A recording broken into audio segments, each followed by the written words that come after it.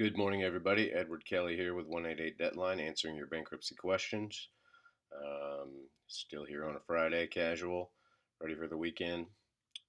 Last video we talked about whether you should reaffirm your home loan. Now let's talk about should I reaffirm my vehicle loan, or let's say any personal property. Quick review: real property, home, land, um, personal property, vehicles, stuff, basically. Titled or not, personal property. So let's say you have a vehicle and you are current on it and you want to keep it.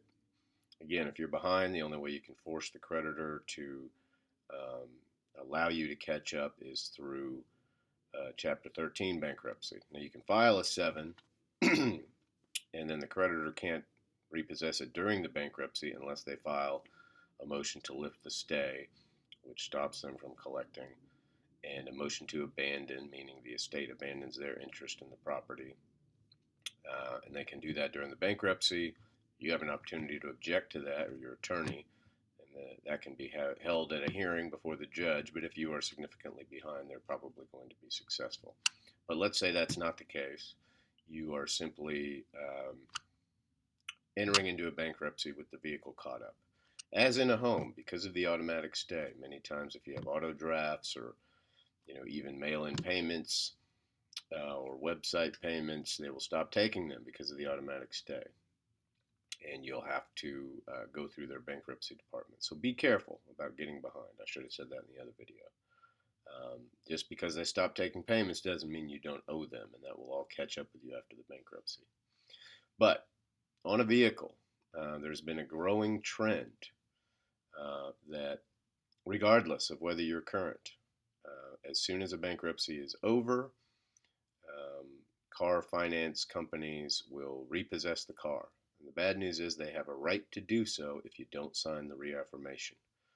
Um, Used to be that, although technically that was the law, or the law could have been interpreted that way, they didn't do that. As long as you stayed current, you were okay. And much like on a house, in some ways you were better off not reaffirming, because if you get in trouble later, your personal liability is already discharged. All they could do is repossess the car. They can't, as they do so many times outside of bankruptcy, repossess the car, auction it for nothing, and then charge you the difference personally. So used to be, in many cases, safer not to reaffirm. However, as opposed completely to real property and personal property, the creditor has a right, if you don't reaffirm your loan, to repossess the collateral. Of course, they're supposed to go through the same process, but you can end up, you won't have any personal liability on that vehicle because that's been discharged, but they can repossess the vehicle. So if that vehicle is dear to you, or the only one you have, or you want to keep it, you absolutely must reaffirm it. And again, a reaffirmation is basically a restatement of the loan and a new contract that survives the bankruptcy. It is not discharged. It will reinstate your personal liability. So if your attorney should go over your reaffirmation agreement with you. You should make sure the terms are correct, the interest rate, um, and we'll talk in another video.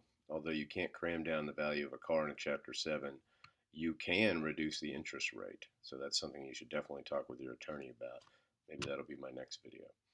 So if the terms are all correct and you want to keep that vehicle, if you want to be safe, you better sign that reaffirmation. However, once again, you're reopening yourself to personal liability by signing on the dotted line. But I have seen several cases, and it depends to an extent on the creditor's practices. There are certainly still finance companies that will not repossess as long as you're current. There are many that will, and that can obviously be in their interest. They've gotten all your payments, now they get to start over with somebody else. So, if you definitely want to keep your car, be careful in a bankruptcy. You had better reaffirm it. And I tell all my clients, many people, just because they have a vehicle, they're horribly upside down, terrible payment rates. They'll never make back what they're going to pay into it, selling it. Just let it go. There are serviceable cars to be out there for $1,000, $2,000. If you can get family to help you as a gift or after the bankruptcy, This is your opportunity. If you really want a fresh start and you're making a $600 truck payment, you're not really getting a fresh start. So, that said, if you're determined to keep the vehicle, you better sign the reaffirmation agreement if you want to be safe. So that's all for today on 188 Debtline. Again, if you have any questions, email me at edward@worthlawoffice.com, WIRTH. And I think we'll see you next time with a video about reducing your interest rate on your vehicle in a reaffirmation in Chapter 7. So see you then.